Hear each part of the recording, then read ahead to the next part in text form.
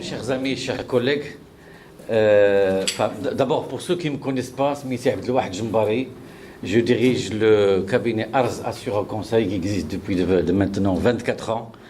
Donc c'est 24 ans d'expérience dans la gestion de portefeuille d'assurance.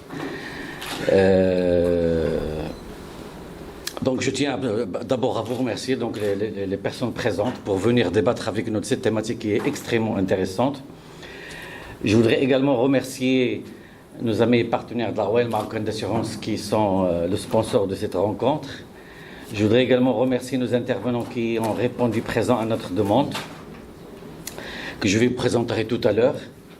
Je voudrais quand même dire un petit mot. Il y avait Maître Malika Talab qui a tenu à assister maintenant lorsqu'il a su que le séminaire allait se tenir. Au point que Qatli Mskina, je vais t'écrire des choses parce que la thématique est en France et au Maroc. Mais il est très fatigué, donc il est malade, Allah yashafia, donc et bien sûr, avant de démarrer donc notre séminaire, je souhaiterais donc appeler Madame la Présidente de la CGM, Rabah Salikinitra, pour le mot d'ouverture.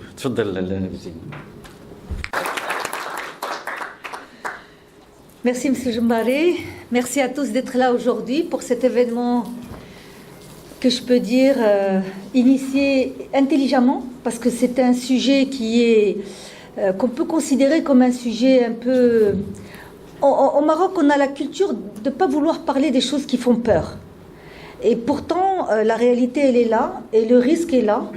Et nous avons la chance d'avoir des assureurs et des gens très militants, comme M. Jembari, au sein de la CGM, et au sein d'autres associations. C'est un monsieur qui donne beaucoup de lui-même, et je l'en félicite, et qui nous amène devant une réalité que nous vivons tous, mais que nous vivons et que nous voulons sciemment ne pas voir, parce que on est toujours le nez dans le guidon et on veut toujours travailler sur des choses qui sont rester optimiste tout le temps. Pourtant, c'est une réalité. Aujourd'hui, la responsabilité des entreprises, elle est réelle, mais surtout de l'entrepreneur. Et c'est vrai que nous sommes dans une phase de notre pays où on encourage beaucoup les gens à aller vers l'entrepreneuriat. Nous voulons, avec ce qui s'est passé ces dernières 48 heures avec la visite du président français et une grande délégation française, on parle beaucoup du Maroc et de l'identité du Maroc et des rêves du Maroc. Et la réalité, c'est qu'on nous destine à être un pays d'entrepreneurs. Nous devons devenir tous des entrepreneurs parce que c'est l'avenir de notre pays. On veut industrialiser notre pays. On ne veut pas que les gens restent, des fonctionnaires et compter sur les fonctions institutionnelles, mais on veut que tous les Marocains, même dans le plus jeune âge, deviennent des entrepreneurs. Devenir des entrepreneurs, c'est avoir des idées, avoir la volonté de faire, mais surtout aimer le risque. Mais heureusement qu'on a des assureurs qui nous disent qu'il faut aimer le risque, mais il faut savoir aussi mesurer le danger qu'il y a autour du risque. Mesurer les dangers, c'est connaître toutes les réalités aujourd'hui de l'environnement des affaires et savoir que quand on prend toutes les décisions que nous prenons, en contrepartie, nous prenons des engagements vis-à-vis d'institutions, de banques, de responsabilités, d'employeurs, d'employés, etc. Et ça, on ne le dit pas suffisamment. Nous avons pourtant le devoir en tant que CGM, en tant qu'institution, d'en parler. Je remercie toutes les personnes aujourd'hui qui ont de l'expérience, qui vont prendre le micro après moi et prendre la parole, parler de leur domaine d'activité, de leur spécificité, de leur domaine aussi bien juridique, expert comptable, assureur légal, etc., qui vont nous dire quels sont tous les aspects de cette responsabilité et comment tout simplement s'en munir et se protéger. La bonne nouvelle, c'est qu'on peut se protéger. C'est ça qui est important. Ça, c'est extrêmement important. Mais être dans le déni, ce n'est pas une solution. Nous n'avons pas le droit de l'être. Bravo, M. Joumbari. Merci à tous les intervenants qui vont venir après. Je vous félicite pour cet événement. Merci. Alors, j'allais dire, Madame la Présidente, j'avais préparé une introduction, mais c'est exactement ce que j'allais dire. Mais je vais quand même faire l'exercice. Je vais commencer par rappeler, lorsqu'on dit que la création et le développement de l'entreprise sont les moteurs de la croissance économique, il expose ceux qui la dirigent à des risques considérables, donc le risque que vous avez effectivement cité. Alors, être dirigeant d'une entreprise, c'est naviguer en eau trouble, c'est ce qu'a m'a dit un certain nombre de dirigeants, malheureusement. Être dirigeant aujourd'hui signifie accepter des responsabilités qui vont au-delà de la simple gestion. Des décisions difficiles et souvent stratégiques doivent être prises quotidiennement. Les décisions qui, en cas d'erreur, et c'est là Beit al-Qasid de ce qu'on va parler, en cas d'erreur, de manquement ou de non-conformité, peuvent avoir des conséquences graves. Une mauvaise décision, même prise de bonne foi, peut engager la responsabilité civile du dirigeant, ainsi mettre en péril non seulement sa carrière, mais également son patrimoine personnel. La responsabilité civile du dirigeant est un concept qui ne cesse de s'étendre. Les attentes de la société, des clients, des salariés, du pouvoir public sont de plus en plus élevées en matière de responsabilité civile, sociale, environnementale, etc. Et d'ailleurs, pour dire justement cette croissance, je vous ai préparé juste un rappel de ce qui a été prévu dans la loi de finances de cette année. Alors, imaginez-vous bien, faisons cela de la responsabilité. C'est l'article 182 aujourd'hui du Code général des impôts, 2024. Alors, qu'est-ce qu'il dit? Il dit, en cas d'infraction aux obligations relatives à la déclaration au paiement prévu par le présent code, en matière de taxes sur la valeur ajoutée, tout responsable de la gestion financière administrative de l'entreprise ou tout bénéficiaire effectif du montant de cette taxe non versé au receveur de l'administration fiscale demeure solidairement responsable, redevable de la due taxe, des pénalités de majoration y afférentes. D'ailleurs, lorsque le texte est passé, la presse en a parlé, bon, j'ai mis quelques articles, challenge, les responsables financiers et administratifs dans le collimateur du DGSI. Et on a commencé à dire que finalement, les responsables administratifs financiers, peut-être ils vont se faire rares, ils ne voudront plus prendre de responsabilité. Donc, ce qui fait que la responsabilité est en train de croître. Les enjeux sont de taille, c'est pourquoi il est essentiel, c'est ce qu'a dit Madame la Présidente, il est essentiel pour tout dirigeant d'entreprise de bien appréhender les concours de sa responsabilité civile. En matière de gestion de risque, il faut justement connaître ces risques-là pour mettre en place un certain nombre de solutions. Ce séminaire a pour objectif de vous apporter les premières clés pour mieux comprendre les risques auxquels vous êtes exposés en tant que dirigeant. Bien sûr, il y a peut-être maître de l'art va nous définir ce que c'est que le dirigeant, parce qu'on parle de dirigeant de fait ou dirigeant de droit. Donc le responsable financier, là en général, c'est un dirigeant de fait. Il a une responsabilité, mais il n'est pas désigné dans les textes. Et c'est l'objet de notre première séquence. Donc notre première séquence, justement, parler de ces risques-là. Et on donnera tout à l'heure la parole à Maître Tuhami Leila pour nous préparer. La deuxième séquence, c'est justement une des solutions qu'on va vous présenter. C'est la solution, justement, assurantielle, qui va être présentée par M. Fadi Khayam. Et c'est Farid, représentant de AIG. Donc c'est un réassureur américain qui est installé au Maroc et qui travaille sur le marché marocain. Enfin, d'autres marchés, mais c'est spécialement pour le marché marocain, à travers les compagnies d'assurance existantes au Maroc. Donc, sans plus tarder, je vais donner la parole à Leila Tuhami pour la première séquence de ce séminaire. La parole, je vais quand même dire quelques petits mots sur sa biographie. Je connais Leila. Alors, elle est avocate au barreau de Rabat. Je dis Leila parce que ça ne savez pas elle a dit, mais lorsqu'on m'a mis en contact avec alors, après une licence en droit et des études supérieures approfondies aux gestions politiques publiques, et il a développé donc sa carrière de formation en faisant un bachelor of Business Administration à Madrid, en Espagne. Après une longue expérience, c'est ça ce qui est important, qui fait sa particularité, une longue expérience en tant que directrice juridique dans un grand cabinet doté d'expertise comptable à Casa. Et après, donc, il s'est installé pour son compte en tant qu'avocate d'affaires.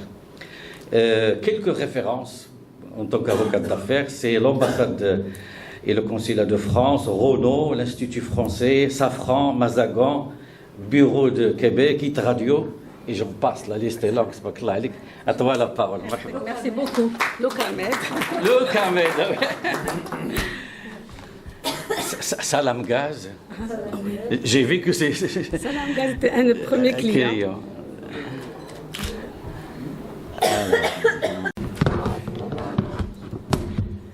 Alors, je me présente, je suis Leila Touhami, je suis avocate au barreau de Rabat. J'exerce depuis plus d'une dizaine d'années. Je suis inscrite au barreau depuis 2014. J'ai travaillé très longtemps avant, donc j'ai commencé très jeune, mais avant de passer au droit, j'ai toujours trouvé le droit fascinant. Je suis pur produit de la mission française et on m'a toujours dit, Leila, qu'est-ce que tu vas aller faire dans le droit au Maroc, dans les tribunaux? Et je leur ai dit que de toute façon, tant qu'on vit au Maroc, on doit absolument savoir à quoi s'en tenir. Donc je pense que j'ai bien fait. Aujourd'hui, j'ai 46 ans et je ne regrette absolument pas parce que ça m'a permis de dédramatiser, de réconforter, de comprendre et de surtout d'apprendre les rouages au niveau des juridictions. Donc nous sommes tous dans des domaines où, comme a dit Madame Eraqi, que nous sommes tous confrontés à du risque. Je pense que le terme est exact, mais je pense que comme toutes les personnes intelligentes, si on revenait à prévenir le risque deviendrait moins problématique et moins contraignant. Donc comme M. Jambaré, que j'ai rencontré dans une autre association qui s'appelle Réseau Entreprendre, et qui m'a très gentiment oublié, mais je pense qu'il s'est très vite rappelé de moi, on a passé beaucoup, on était fascinés par les jeunes entrepreneurs qui venaient avec des projets super innovants, des super idées, et on voyait, ils étaient avides de pouvoir se lancer sans pour autant connaître aussi bien le côté juridique ni ses contraintes. Donc aujourd'hui, je suis contente quand il m'a appelé, il m'a dit Leila, j'ai un super thème et j'aimerais beaucoup en parler. J'ai dit d'abord la CGM, ça a été une famille qui m'a accueillie pendant il y a très longtemps grâce à monsieur et qui m'a quand même bien ouvert ses portes. J'ai fait pas mal de formations pour les gens de la CGM et je suis ravie de pouvoir animer ce séminaire avec vous aujourd'hui. Donc le thème qui est proposé aujourd'hui, c'est la responsabilité civile et pénale des dirigeants des entreprises et on parlera bien entendu des SA et des SARL.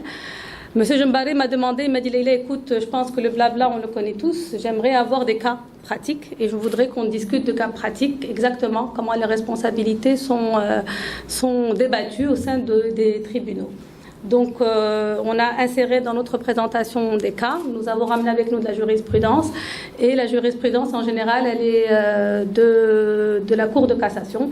Et donc, on a l'avis ultime de notre haute juridiction qui s'applique à tous et qui nous permet de bien comprendre qu'in fine, effectivement, la responsabilité personnelle des dirigeants, quelle que soit l'entité, quelle que soit la personne morale, est largement pointée et mise en difficulté. Donc effectivement, nous devons savoir ce que nous faisons. Et comme a dit Madame Eraqi, quand on prend une responsabilité, quelle qu'elle soit, on ne se cache pas derrière la personne morale. La personne morale est une chose et la personne physique en est aussi entièrement responsable. Je le débattrai au fur et à mesure. Donc on va commencer par une introduction. Et qu'est-ce que c'est qu'exactement la responsabilité des dirigeants? Donc qui est le dirigeant social et quelle est sa responsabilité? Donc le dirigeant, ça peut être un gérant qui est nommé dans une SARL, un administrateur, un directeur chargé de représenter une entreprise qui est une personne morale face à des tiers. Donc il dispose des pouvoirs étendus pour agir en toutes circonstances au nom de la société. Et en échange de ces pouvoirs, le dirigeant, peut être tenu responsable de ses actes, aussi bien sur le plan civil que pénal, par les associés, les actionnaires ou les tiers. Alors, les gérants des SARL, les administrateurs des SA, que vous soyez gérant d'une SARL ou administrateur d'une SA, votre responsabilité civile et pénale est engagée aussi bien par les associés de votre société ou par des tiers extérieurs. Donc, vous avez des comptes à rendre aussi bien aux membres qui sont avec vous dans la personne morale ou de votre tour de table que de toute personne tiers envers qui vous faisiez quelconque relation professionnelle. Donc, quelles actions peuvent engager votre responsabilité en tant que dirigeant social dans l'exercice de votre mandat social? Alors, pour les SA, à conseil d'administration, quelles sont les personnes? Donc, c'est le président du conseil d'administration, les administrateurs, je me disais bien que j'étais... et le directeur général ou le directeur général délégué. Donc, nous avons fait référence à la loi de la SA. Et en SA, à directoire et à conseil de surveillance. Donc, ce sont les membres du directoire qui sont considérés comme des dirigeants sous le contrôle du conseil de surveillance. La responsabilité dans les SARL, donc bien entendu, c'est le gérant qui est désigné dans les statuts par un acte extra-statutaire et qui endosse l'entière responsabilité. Donc le dirigeant de fait. Alors on parlait tout à l'heure avec M. Jambaré du dirigeant de fait. On a l'impression que beaucoup, vous le savez très bien, qu'on se dit on va nommer un tel comme gérant, mais en fait c'est l'autre qui gère. Et donc on va mettre un tel parce que nous on ne veut pas avoir de responsabilité autant, mais puis on se trouve super intelligent et on se dit je vais mettre quand même un tel et moi je vais faire ça à côté en pensant contourner. Et ils pensent que le fait que c'est pas A qui exerce mais que c'est B qui prend la décision, les personnes se sentent en sécurité, or que non. Donc c'est ce que nous appelons en droit les dirigeants de fait. Et les dirigeants de fait qui sont sans mandat officiel exercent en réalité la direction, l'administration, la gestion d'une société, souvent à la place de représentants légaux. Donc cette personne agit directement ou indirectement pour le compte de la société, se comportant ainsi comme un dirigeant légal sans en avoir le titre formel. Donc le titre, comme dans les contrats, comme dans tout, on peut appeler le titre qu'on veut. Si on en fait la responsabilité et l'exercice d'un mandat de social, on endosse la même responsabilité que celui qui est légalement nommé comme mandataire. Donc selon la jurisprudence, le dirigeant de fait est toute personne ayant exercé une activité positive, ayant participé effectivement à la gestion et ayant pris des décisions concernant la situation financière de l'entreprise, ainsi qu'ayant exercé des fonctions de direction tant sur le plan commercial que sur le plan financier. Donc on vous a remis, je les ai avec moi, si les personnes sont intéressées par en faire des copies, les différents cas que nous avions choisis, que ce sont des arrêts de la Cour de cassation. Et donc nous avons celui de 2017 qui stipule clairement que donc, dans ce dossier-là, on a que le tribunal il a constaté que les actes de gestion reprochés aux dirigeants de fait découlent de la note de service émise par le président directeur général que le dirigeant de fait a reconnu et confirmé avoir exécuté. Bien entendu, c'est un jugement de Cour de cassation qui veut dire qu'il est passé en première instance, qui est passé en appel et qui a été confirmé par la Cour de cassation. Donc le tribunal a également constaté que le lien de subordination entre le dirigeant de fait et le président directeur général ne le soustrait pas aux sanctions légales. Dès lors qu'il est établi que le dirigeant a accompli des actes prohibé, il devient passible de sanctions, qu'il les ait réalisées sous la subordination de son supérieur ou en dehors de ce lien hiérarchique. Donc l'application par le tribunal des dispositions des articles 706 et 712 du Code de commerce à l'encontre du dirigeant de fait ne requiert pas la preuve de mauvaise foi du dirigeant, d'autant que les erreurs de gestion commises par ce dernier ne se limitent pas à la poursuite d'une exploitation déficitaire, mais inclut également une tenue irrégulière de la comptabilité de l'exercice qui était dans ce cas-là de 2007, pour laquelle le législateur n'exige pas la réalisation d'un avantage personnel par le dirigeant. Je rejoins ce qui se passe aujourd'hui dans la loi de la DGI. La responsabilité est de plus en plus relevée. Donc toute personne, même quand c'est pas nous, même quand c'est pas notre argent et qui fait des erreurs, il est facilement soumis à des sanctions. Je vois vos têtes, je ne suis pas là pour vous faire peur. Je suis là juste pour vous relater les faits et ce qui se passe au niveau des tribunaux. Donc c'est juste qu'il vaut mieux être au courant que ne pas l'être et se dire on n'est pas soumis à cette réglementation. Donc quid d'un dirigeant de fait? Donc c'est sa responsabilité juridique. Donc il peut être tenu pour des actes accomplis dans l'exercice de sa fonction apparente et les comportements du dirigeant, même sans mandat, peuvent engager sa responsabilité au même titre qu'un dirigeant de droit. Quid de l'ancien dirigeant qui continue à s'immiscer dans la gestion de la société? Nous avons tous vu autour de nous des sociétés, peut-être que l'ancien dirigeant, même s'il n'a plus de mandat, continue à exercer ses fonctions de dirigeant. Et donc, idem, toute personne qui s'immisce dans une responsabilité sociétale, il en endosse la responsabilité personnelle, civile et pénale.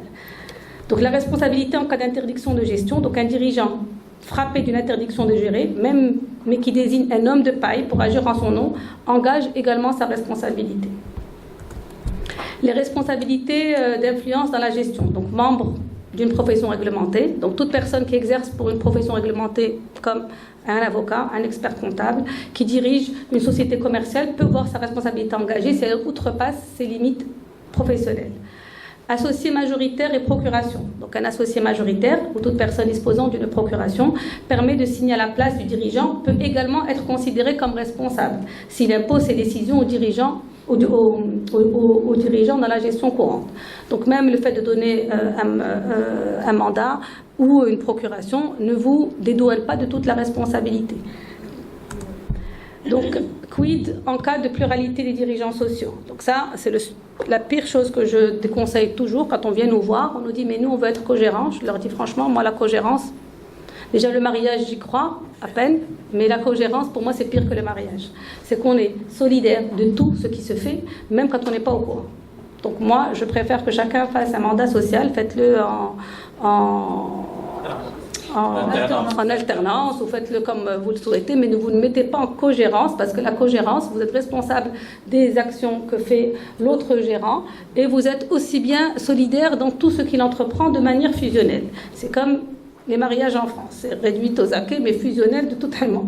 Donc pour moi, ce n'est pas la meilleure option. Donc il convient de constater que les sanctions qui peuvent être prononcées contre le dirigeant, même lorsque celui-ci exerce ses fonctions sans rémunération, et même après la cessation de ses fonctions, le dirigeant peut devoir répondre des fautes commises lorsqu'il était en fonction. Et il peut venir à répondre à des fautes qui sont commises par son co-gérant à une époque donnée. Donc avant de vous marier trop, réfléchissez. Personne habilitée à engager une action en responsabilité contre le dirigeant social. Donc, qui est-ce qui peut venir attaquer un dirigeant social? Donc, les associés, bien entendu, qui peuvent venir pour sauvegarder les intérêts de la société en l'absence d'un nouveau dirigeant. Les tiers. Vous avez un fournisseur, un partenaire commercial, un créancier peut également engager la responsabilité du dirigeant si un préjudice lui est directement causé. Alors, j'entends beaucoup aussi, et nous le vivons beaucoup dans les tribunaux, c'est un chèque de société. Chèque de société. C'est pas parce que les chèques société, les gérants, ils ont l'habitude de se dire c'est un chèque de société, donc ma responsabilité n'est pas engagée. Absolument pas. Les arrêts de la Cour de cassation sont clairs. Les signataires de chèques en bois, même chèques de société, sont légalement et entièrement responsables comme une personne physique. Donc ça aussi, je tenais à le mentionner parce que c'est une pratique courante. Nous savons tous que le chèque est un moyen de faire du business de toutes les sortes possibles et imaginables. Ça marche à 90% des cas, mais quand on tombe dans le problème à 10% des cas, ça devient le drame. Donc aussi, il faut être conscient que le chèque, quelle que soit personne physique ou personne morale, on en est entièrement responsable. Le fameux quitus. Donc les fameux quitus dans les fameuses PV d'AG, aussi bien des mandataires, de tous les mandataires sociaux, du gérant que des administrateurs, n'exclut pas la dirigeance sociale, la responsabilité, pardon. Donc même si l'Assemblée générale accorde le quitus, cela n'empêche pas une action en responsabilité contre le dirigeant. Donc ça ne veut pas dire qu'il sort indemne, il se dit ah mais moi j'ai mon quitus, plus personne ne peut. S'il est attaqué par rapport à une action qu'il a faite et une responsabilité, il en est personnellement responsable. Et donc ça, nous avons sorti un arrêt de la Cour de cassation de 2009, où la Cour de Fès a estimé que les actionnaires ne sont pas experts à statuer sur l'octroi de quitus lors d'une assemblée générale extraordinaire à un administrateur concernant les opérations de gestion de la société. Donc l'administrateur poursuivi a commis plusieurs fautes de gestion, notamment par imprudence, en prenant des décisions contraires aux intérêts de la société, telles que la signature de prêts que la société n'était pas en mesure de rembourser, ainsi que la conclusion de contrats avec des fournisseurs malgré une situation financière qui ne permettait pas de couvrir le passif. Ces actes constituent des fautes de gestion.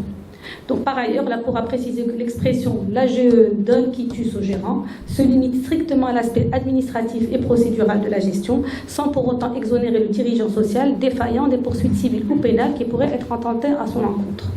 Donc ça aussi, nous le voyons à chaque fin d'année. Nous avons eu de toute façon, il a donné « j'ai mon quitus, je plus après la table, faux ». Donc la réparation du préjudice, je vais assez vite, je ne sais pas si vous faites très vite, je ne fais pas assez vite, je vois tout le monde. Okay. Alors les associés, ils peuvent, par rapport à la réparation du préjudice subi par les associés. Donc les associés, qu'est-ce qu'ils peuvent faire? Ils peuvent demander une réparation du préjudice causé à la société, et les dommages et intérêts alors sont versés à la société, ou du préjudice qu'ils ont subi personnellement, distinct du préjudice subi par la société, et l'indemnisation est versée aux associés si l'action est individuelle.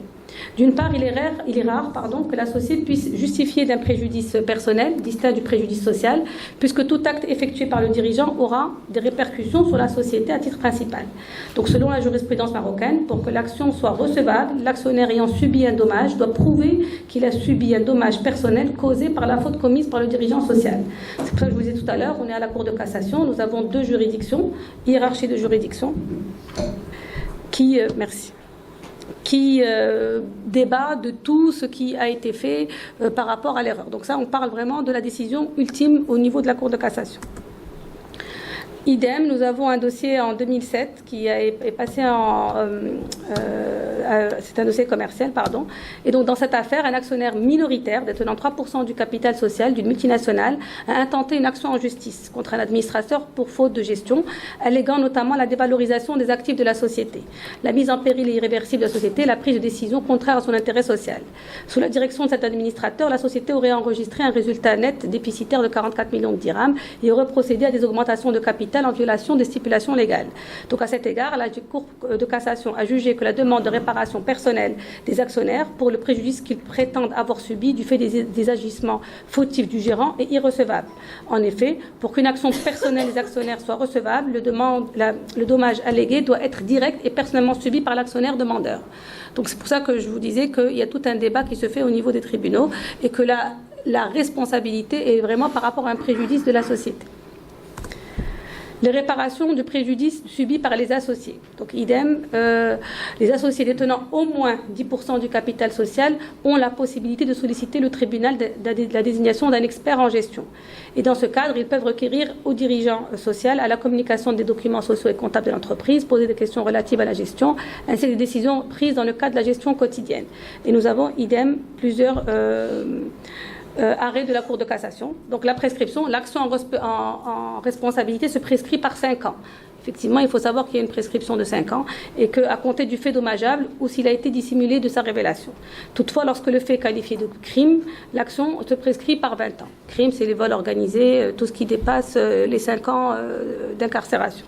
Donc, en général, nous avons une prescription de 5 ans et après 5 ans, effectivement, c'est difficile de pouvoir venir à l'encontre d'un dirigeant.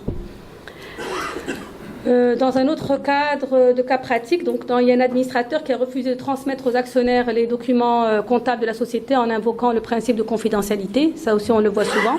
Donc les actionnaires qui représentent 10% ont alors saisi le président du tribunal de commerce en sa qualité de juge des référés pour qu'il désigne un expert judiciaire spécialisé en comptabilité et en contrôle des comptes. Grâce à cette désignation, il a pu accéder aux documents comptables de la société, incluant notamment les bilans, les états de synthèse, les procès-verbaux, et les diverses informations comptables demandées. Bien que la copie de l'inventaire ne leur a pas été accordée, ils ont néanmoins obtenu la copie des autres documents.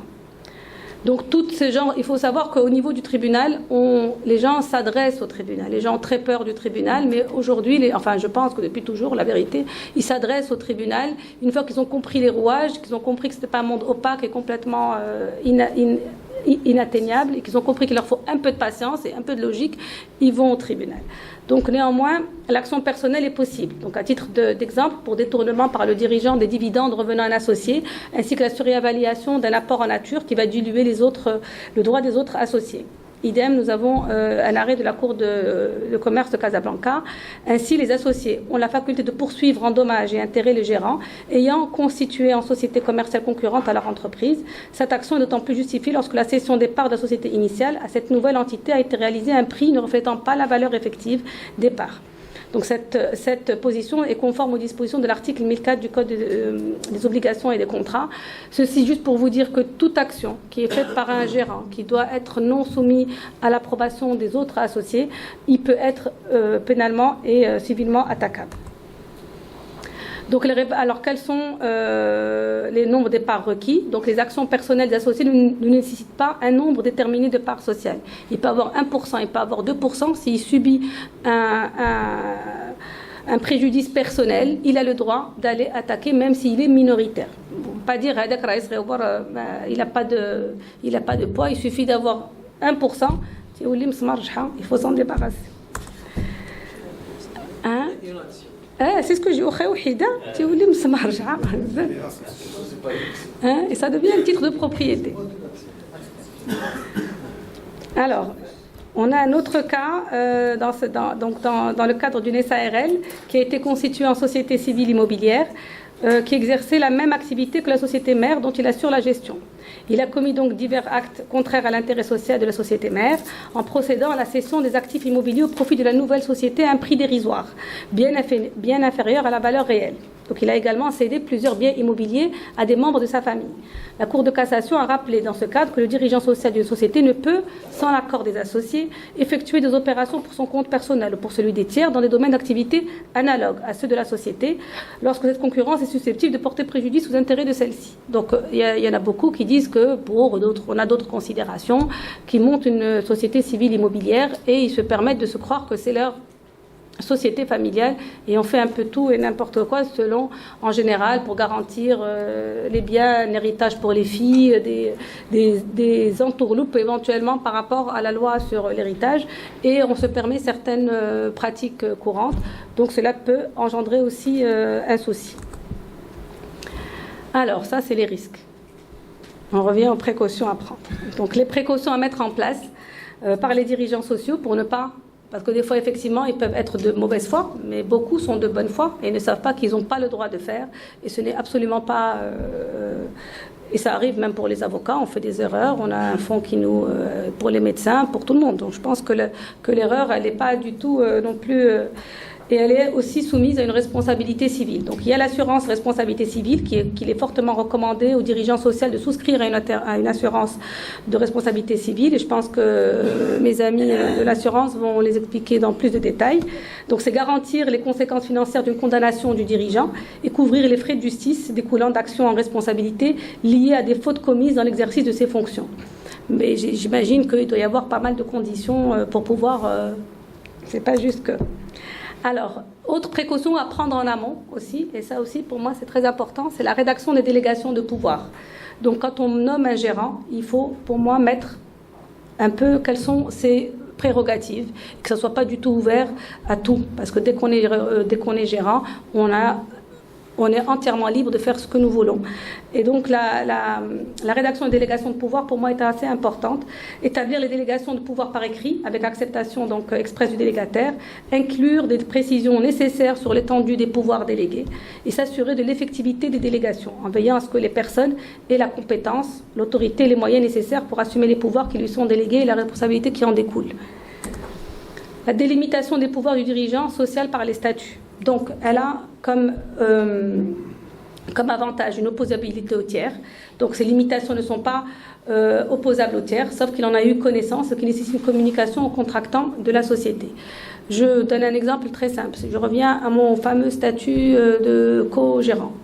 Et en tant que co-gérant, j'ai une limitation de pouvoir qui a été signée, mais l'autre ne la respecte pas. Et il va quand même contracter un crédit avec la banque, même si il était interdit. L'autre co-gérant est parti faire ce qu'il voulait. L'autre co-gérant est quand même responsable de tout ce qui a été fait. Même s'il y a une délégation de pouvoir, en fait, la délégation de pouvoir permet aux associés d'attaquer le gérant, mais ne lui enlève pas sa responsabilité vis-à-vis des tiers. Donc il a déjà engagé l'entreprise vis-à-vis des tiers, mais ça permet aux associés de pouvoir se retourner contre le gérant. Je ne sais pas si j'ai été assez claire. Alors l'importance du contrôle. Lorsque la responsabilité du dirigeant elle est engagée, la mise en place d'organes de contrôle effectifs et la participation active des associés aux assemblées générales s'avère cruciale pour protéger les intérêts de la société. Le rôle du juriste au sein de la société. Il joue un rôle central dans la gestion des risques juridiques au sein de l'entreprise. Et la prévention des litiges, sa mission consiste à mettre en œuvre des mesures permettant de prévenir les litiges, d'où l'importance d'un pôle juridique structuré pour accompagner les dirigeants dans leur prise de décision. Si dans une SARL, le juriste ne peut pas, il y a des cabinets qui font du conseil, des cabinets d'avocats qui permettent de consulter pour ne pas avoir à recruter un juriste en interne. Le fait générateur de la responsabilité civile du dirigeant social. Donc quel est le fait générateur de la responsabilité civile ? Il s'agit notamment de la violation des dispositions législatives et réglementaires, de la violation des statuts de la société et ou de la faute de gestion. Les violations des dispositions législatives et réglementaires, donc c'est tout ce qui est bon, vous allez me dire, nul est censé ignorer la loi, mais dans toute personne morale, nous avons une loi qui nous régit, nous avons des révisions de loi, nous avons des articles qui changent, donc il faut être, quand on est dirigeant, on doit être juridiquement bien outillé. Donc même si on n'est pas juriste, je pense que le droit se lit en français ou en arabe, c'est question de logique. Il faut lire les lois qui nous régissent, même si on a des questions, mais il faut les lire, parce que beaucoup se lancent dans de l'entrepreneuriat, ne lisent pas ce qu'ils signent, ne lisent pas leur statut, ils sont en train de monter leur business et pour eux c'est du juridique, c'est du support, l'expert comptable ne va pas s'en occuper. Il faut absolument lire ce que vous signez. Il peut s'agir aussi d'une situation de conflit d'intérêts, d'incompatibilité, de non-convocation à l'Assemblée générale, lorsque la situation nette de la société devient inférieure au quart du capital social. Donc tout ça, c'est dépendamment. Vous avez des conseillers autour. En général, on commence par le comptable, on finit chez l'avocat en cas de pépin, mais entre deux, il y a du conseil qui peut être fortement conseillé.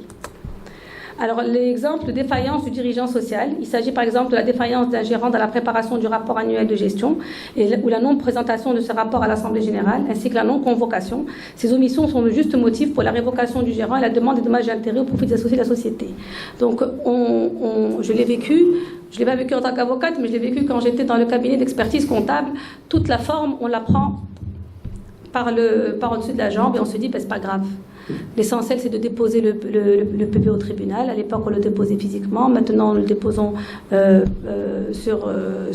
par Internet. Mais très peu étaient très vigilants par rapport à la forme aux convocations. Or, ce sont des choses très importantes en cas d'annulation d'un PV d'Assemblée générale. La violation des statuts, donc clairement de tout ce que nous pouvons établir dans le cadre des statuts et qui ne sont pas respectés par le mandataire social, et la faute de gestion. Dans l'appréciation de la faute, il peut être fait référence. Donc, je vous ai mis plusieurs articles. Je pense que M. Jambalé, vous allez leur envoyer la présentation après. Donc, ce n'est pas la peine que je passe dans tous les détails. Mais à titre d'exemple, qu'est-ce qu'on peut appeler comme faute de gestion? C'est le prêt au nom de la société dont la situation financière ne permet pas le remboursement, le détournement d'argent de la société, l'émission des chèques sans provision sur les comptes des sociétés. Au-delà de l'émission des chèques, beaucoup de gérants pensent que la caisse de la société, c'est leur caisse. Et c'est qu'en la fin d'année qu'on commence à faire les comptes. Et toute l'année, ils se servent à la caisse. Quand on est dans une boulangerie, la caisse, on fait les courses avec.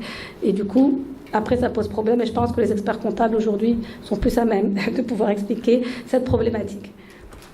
La faute de gestion s'apprécie par rapport au comportement aussi d'un dirigeant prudent, diligent, attentif, actif et scrupuleux, placé dans les mêmes circonstances. Donc il y a des fautes positives et comme dans toutes les juridictions du monde, nous avons les conséquences aggravantes et les conséquences qui soulagent un peu. Donc la bonne foi est un élément qui est réellement pris en considération. Donc ça ne veut pas dire que vous êtes dédouané de la faute, pas du tout, mais la bonne foi peut éventuellement vous soulager. Dans la pratique, la faute de gestion résulte donc de fautes d'abstention liées à l'incompétence, à la négligence, à l'incurie ou à la carence. Elle est difficile d'autant plus que le tribunal est appelé à statuer sur la responsabilité. Les faits reprochés aux dirigeants peuvent remonter loin dans le temps. Donc ne pensez pas que parce que l'année est passée, que vous avez votre quitus, que vous êtes dénoué de responsabilité. Donc les cas de faute de gestion, j'en ai énuméré quelques-unes. On ne va pas les passer, mais je pense que le message est clair. Donc je vais vous laisser plutôt passer aux solutions. La présomption de la responsabilité aussi. Donc il faut savoir que la loi de la SA est très claire aussi par rapport à la présomption de la responsabilité. Et donc dans son article par rapport à la direction générale ou au directeur général délégué, il les taxe vraiment de responsables, individuellement ou solidairement, selon les cas de faits et actes auxquels ils n'ont pas pris part. Donc ça a commencé au niveau de la SA, ça finira par les impôts. Donc toute personne responsable de gestion a une responsabilité, même si elle est salariée, même si elle est mandataire social. Donc il ne faut pas faire... et je pense que le fait qu'il soit passé maintenant par la loi des impôts, ça veut dire qu'ils ont fait le tour du juridique et qu'ils sont passés à autre chose. Alors, il en résulte aussi une présomption de responsabilité des mandataires sociaux qui ne seront dégagés qu'en présence des faits et actes auxquels ils n'ont pas pris part. Donc après, c'est vraiment la gestion de la preuve. Quand vous avez un poste important, faites en sorte d'avoir toujours de vous prémunir, de faire attention, gardez vos preuves, vos mails, votre traçabilité, parce que la bonne foi est quand même très importante. La responsabilité pénale. Beaucoup pensent, encore une fois, comme je disais tout à l'heure, qu'en passant par le statut gérant, on n'est pas soumis à une responsabilité pénale. Alors là, pas du tout. Et elle est exactement la même, si ce n'est, elle est aggravée parce qu'elle est prise en connaissance de cause. Donc le cadre législatif, donc on vous a mis un peu tous les articles, aussi bien dans le code pénal, qui relèvent de l'abus de confiance, de l'escroquerie, du faux et du usage de faux, avec toutes les peines qui y sont assimilées. Et les infractions qui sont spécifiques aux dirigeants sociaux aussi, nous vous avons un peu évoqué. Je dis nous parce qu'on a travaillé la présentation, vous pensez bien qu'en une semaine, on l'a faite, nous tous au sein du cabinet. Et on vous a bien mis tous les différents arrêts qui pourraient éventuellement vous être utiles. Donc voilà, donc nous avons quand même pas mal de cas pratiques qui vous sont soumis. On pourra en débattre tout à l'heure si vous voulez. Parce que M. Jabbari m'a bien dit de vous les mettre dans la présentation, donc ils sont là. Alors la responsabilité du dirigeant social dans une société aussi en difficulté, donc quand elle fait l'objet de procédures collectives, des règles particulières s'appliquent.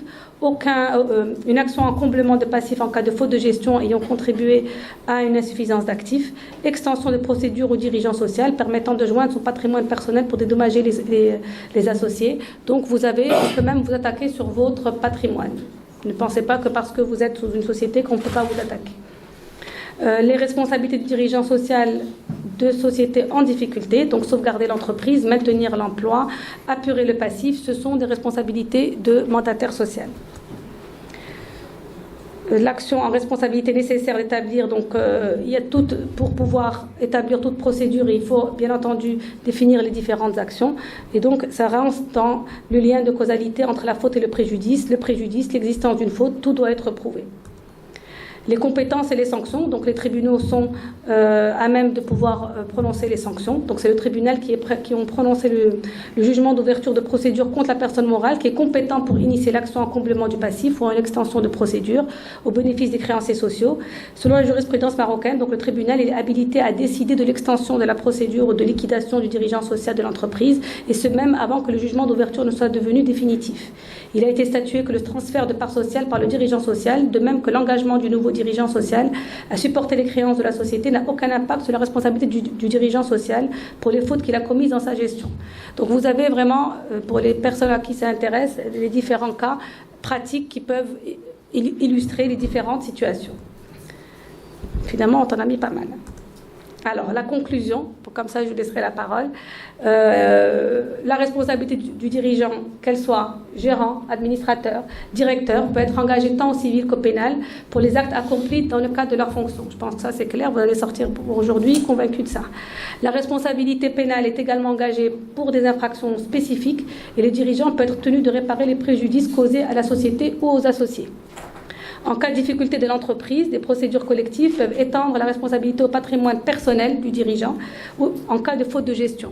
Vous n'êtes pas du tout protégé par le statut de « je suis associé et je suis responsable à hauteur de mes apports ». Ça n'a absolument rien à voir. Et pour se prémunir, donc, il est conseillé de se diriger vers une assurance et de définir clairement les pouvoirs dans les statuts d'une société. Voilà, je vous remercie. J'espère avoir été assez clair.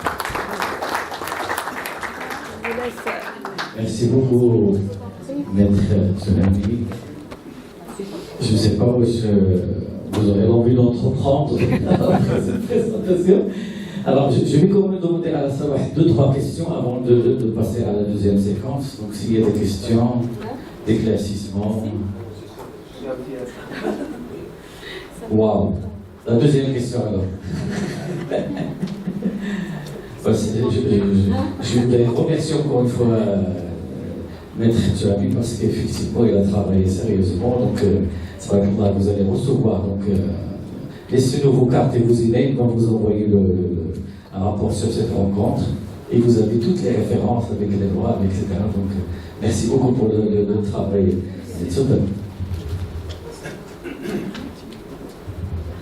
Juste un petit éclaircissement concernant le jugement du tribunal de Fès. Donc, Madame a parlé de la responsabilité concernant la signature d'un prêt, même si le gérant avait un quitus. Généralement, dans les statuts, avant de contracter un crédit, on passe par le conseil d'administration pour pouvoir le valider. Donc, si on a le quitus, en principe, c'est la société qui prend en charge les retombées d'un éventuel problème de paiement. La responsabilité de toutes les manières. Moi, juste une deuxième précision concernant les administrateurs. Donc, vous avez parlé de gérants, de directeur général, etc. Donc on est dans un acte de gestion, mais un administrateur, en quoi est-ce qu'il est responsable? Pour un membre du conseil d'administration, par exemple. S'il s'immisce dans la gestion, les administrateurs, si jamais ils venaient à s'immiscer dans la gestion, c'est très simple, vous ne vous immiscez pas. Ah, pardon, on peut, effectivement, c'est important, mais c'est toute personne qui est à même à venir faire un acte de gestion. C'est pas parce qu'elle a un titre ou pas parce qu'elle n'a pas un titre qu'elle n'est pas responsable ou responsable. C'était ça, l'idée de dire que toutes les personnes qui sont à même à... par rapport au crédit, les jugements de cour de cassation, comme je dis à pas mal de clients que je connais ici, il faut lire le dossier et voir, on passe par plusieurs étapes. Les arrêts que nous avions remis, ce sont des arrêts de la cour de cassation qui arrivent à une finalité de procédure qui a duré 3 ou 4 ans. Et vous pensez bien que quand il y a un arrêt de la cour de cassation qui sort, c'est qu'il y a un fondement qui responsabilise la personne. Ça, je peux vous le garantir, surtout au niveau des arrêts de la cour de cassation. Voilà. C'est vrai que les administrateurs n'ont pas été cités, mais ils ont une lourde responsabilité également. C'est vrai qu'ils n'assistent que dans ce qui est stratégique, mais bon, je pense que la SA, tout à l'heure, si vous en parler, la SA, la recherche va aller beaucoup plus loin. Si un administrateur ne dénonce pas une faute dont il a pris connaissance, il ne la dénonce pas, il devient responsable. Bon, je pense que je te laisserai la parole tout à l'heure. Ça fait ça. Comme à votre habitude. Alors, en ce qui concerne les administrateurs, j'ai un commentaire à faire pour l'administrateur. Je parle en connaissance de cause parce que j'ai vécu ça. Un administrateur, dans un conseil d'administration, il assure la gouvernance de l'entreprise. C'est lui qui préside, il siège dans un conseil d'administration. Et la responsabilité, quand il y a un incident, dans la société, s'il y a un jugement ou une décision de liquidation judiciaire, la liquidation judiciaire peut être étendue, peut avoir son extension vers le dirigeant, le directeur général et le conseil d'administration. C'est le cas réel qui s'est passé à la SAMER. Okay. Donc un administrateur, il exerce une fonction, il ne fait pas de la cogestion. Il ne fait pas de la cogestion. Un administrateur, il est administrateur dans le conseil d'administration, il siège dans le conseil d'administration et sa responsabilité est engagée avec le conseil d'administration. Et par rapport à je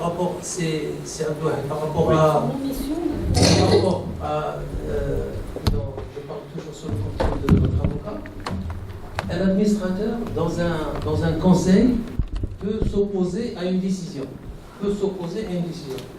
Mais s'il ne démissionne pas instantanément le séance tenante, sa responsabilité est engagée solidairement avec les autres administrateurs. C'est comme la cogère. Voilà. Merci. Merci Maître Touani pour votre exposé. Vous avez présenté tous les risques que les responsables d'entreprise peuvent encourir. Et il faut juste faire un constat, c'est que nous avons une législation qui foisonne de réglementation dans tous les codes. Pénal, civil, code des impôts, etc.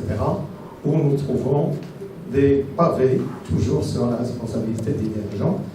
Et le constat, c'est que les dirigeants, malheureusement, ça c'est la pratique, ne mesurent pas dans leur acte quotidien l'importance et le poids de ces actes qu'ils entreprennent. Et ils se retrouvent souvent, même de bonne foi, dans des situations de responsabilité engagée. Et je ne suis pas sûr, sauf à le démontrer, que les assurances puissent vraiment couvrir. On va vous le démontrer. Voilà.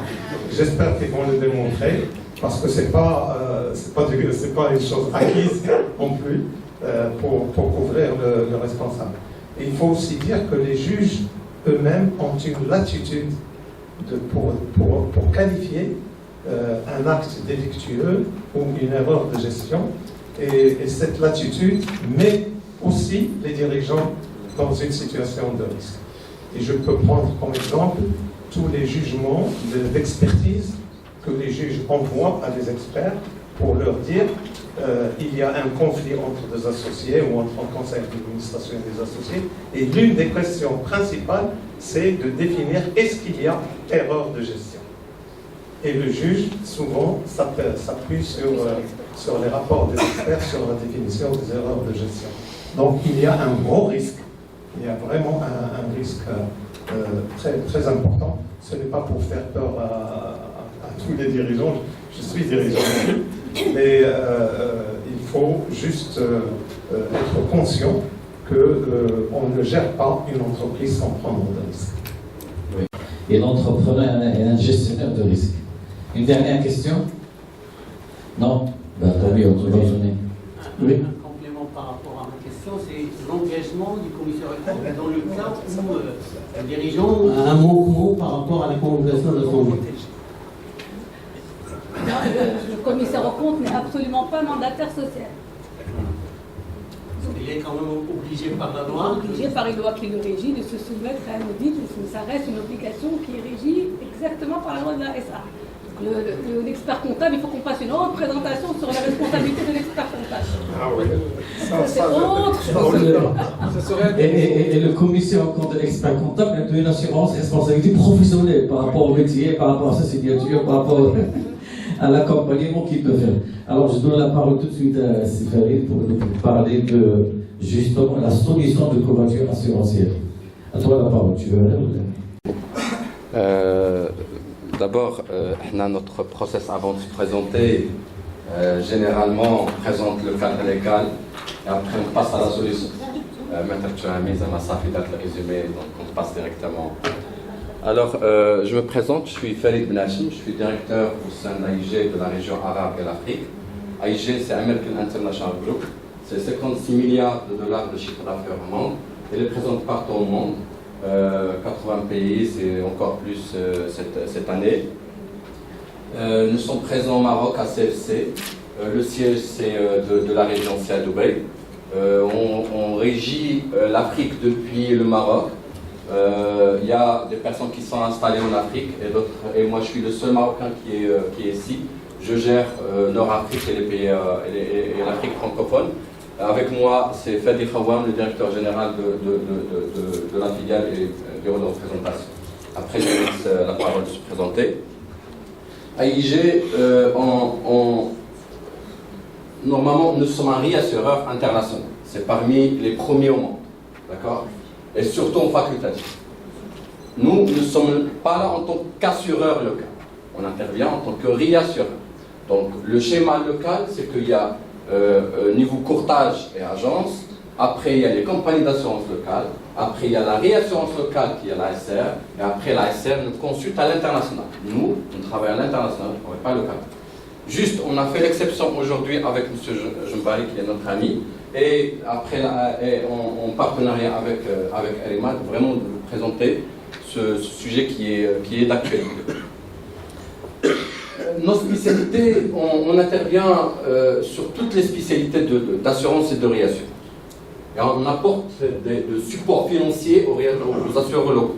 Mais localement, on se focalise sur les lignes financières. Ça veut dire la responsabilité civile professionnelle, responsabilité civile du dirigeant et cyber. Donc, les assureurs locaux, ils font toujours appel à nous pour leur apporter du support financier sur ce niveau. ما عرفتش هذا هو الشيء يخدم واحد l'extrait. C'est bon ça ما عرفتش واش ça. Les enfants, leur avenir professionnel est remis en cause. Moi, il parle que des grandes études, mais on vous dit finalement, il n'y a plus rien, quoi.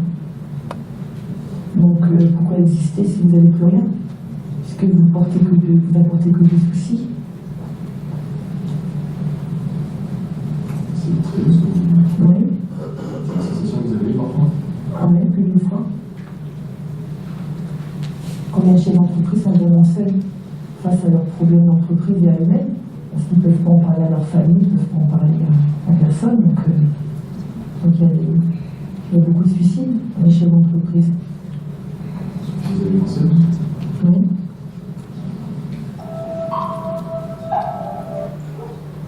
On m'a dit il n'y a pas longtemps, mais vous n'avez qu'à vendre vos biens, et je les ai vendus.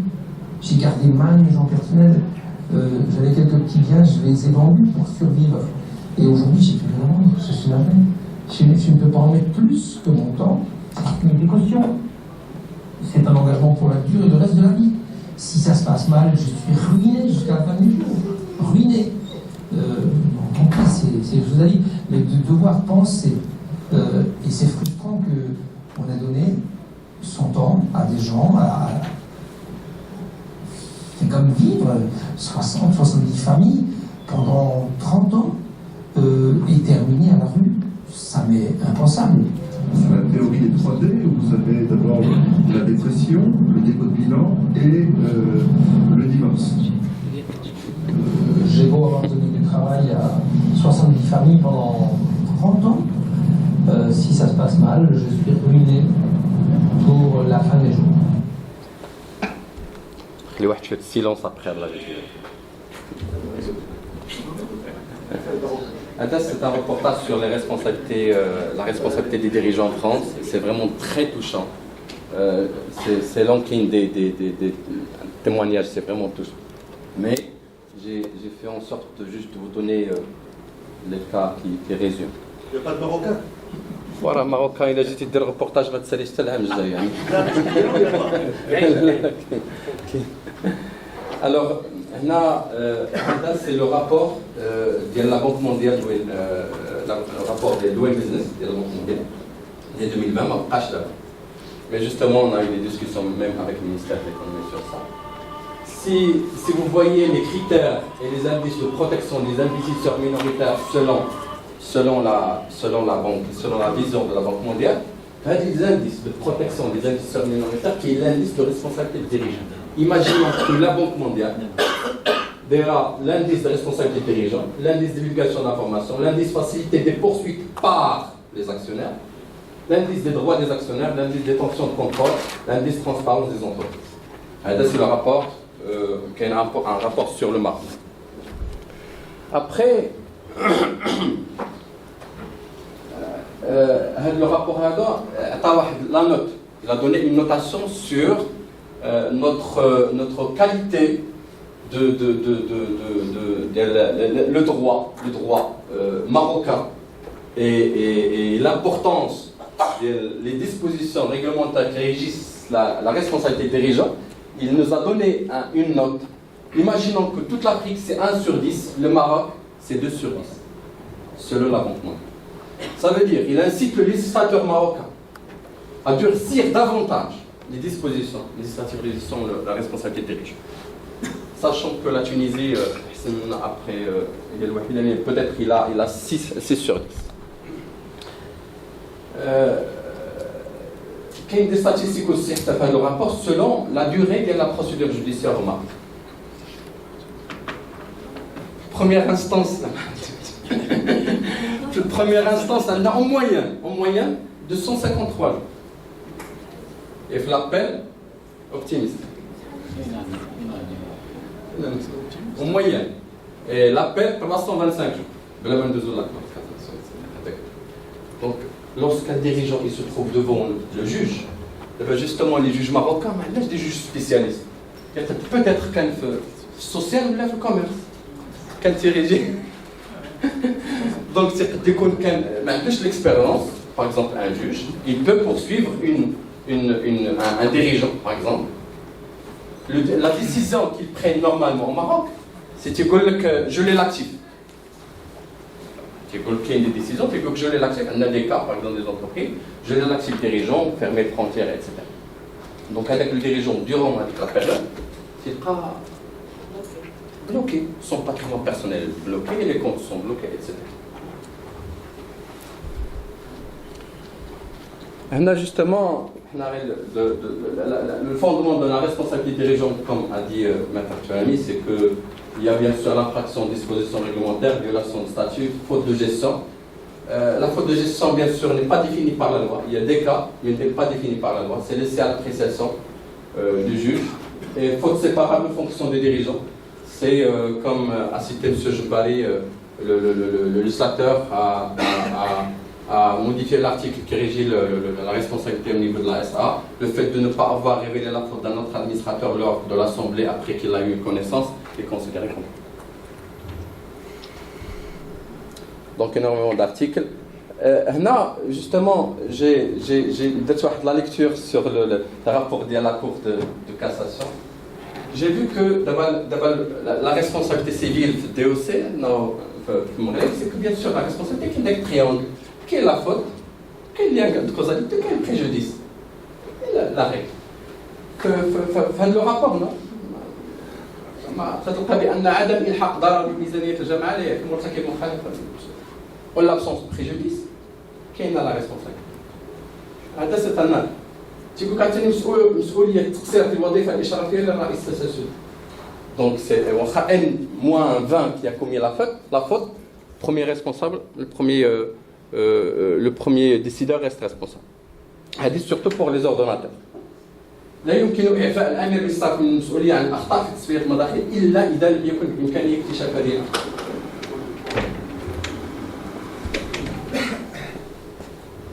Selon le rapport de PricewaterhouseCoopers, le 26e édition, ils ont posé une question selon vous, dans quelle mesure, c'est adressé aux dirigeants, dans quelle mesure votre entreprise sera-t-elle exposée aux menaces suivantes au cours des 5 prochaines années? Quelle est l'inflation, quelle violation macroéconomique, changement climatique, etc. Comment tout ce qui est réglementaire? Quel est tout ce qui est cybersécurité, qu'est-ce tout ce qui est réglementaire? Après, à quelle fréquence les situations suivantes se présentent telles dans votre entreprise? Les dirigeants de mon entreprise prennent des décisions stratégiques pour leurs fonctions ou leurs divisions sont consultées. 91%. Les performances financières finales des projets. Alors, les dirigeants de mon entreprise tolèrent les échecs à petite échelle. 56%. Là, ce sont les propriétaires des entreprises qui témoignent que toujours les dirigeants qui sont responsables des décisions. Maintenant, je laisse rapidement à M. Fadi juste présenter la solution. Après, si vous avez des questions, c'est à votre service. Merci. Je suis le directeur général de AIG Maroc et le responsable Afrique de American International Group. Je suis d'origine libanaise, mais je suis maroco-libanais maintenant. Ça fait 10 ans au Maroc. Normal. Donc si vous avez des questions en arabe, je peux comprendre, je peux parler. Donc j'ai la solution. Donc merci à Maître Leila et à Farid qui ont montré la problématique. Donc qui peut porter plainte contre le dirigeant pour commencer? Plainte contre le dirigeant. Ça peut être un régulateur, un procureur, un partenaire, la société elle-même, un employé qui n'est pas content, un fournisseur. Quand il y a une liquidation de la société, le fournisseur, ils vont venir pour récupérer leur argent avant la liquidation. Le concurrent, comme entre Maroc Télécom et Inouï, donc il y a maintenant une réclamation de 600 millions d'euros de dommages et intérêts. Donc, d'autres cas, d'autres termes, c'est tout le monde peut porter plainte contre un dirigeant. Donc, c'est le plus important maintenant, qui est couvert dans la police. Donc, tout d'abord, la police est divisée en plusieurs volets. Qui est couvert? De dirigeants passés, présents et futurs. Pourquoi passé? Parce que la police couvre le passé inconnu. Donc c'est une police à base de réclamation et non pas à base de surveillance. Parce que dans la matière de la responsabilité civile, il y a deux types de police. Il y a à base de surveillance, ça veut dire j'ai causé un dommage à un tiers. Pendant la période d'assurance, j'ai réclamé et le dommage, le fait dommageable est pendant la période d'assurance. Le deuxième cas, c'est à base de réclamation. À base de réclamation, ça veut dire j'ai fait une faute, mais la réclamation est venue après 2-3 ans. Mais la réclamation est pendant la période d'assurance. Et dans ce cas-là, elle sera prise en charge par cette police. Donc on couvre les dirigeants passés parce que tout dirigeant démissionnaire ou retraité, il sera couvert à vie après son départ. Monsieur, il est surpris parce qu'il ne fait pas confiance à l'assurance, donc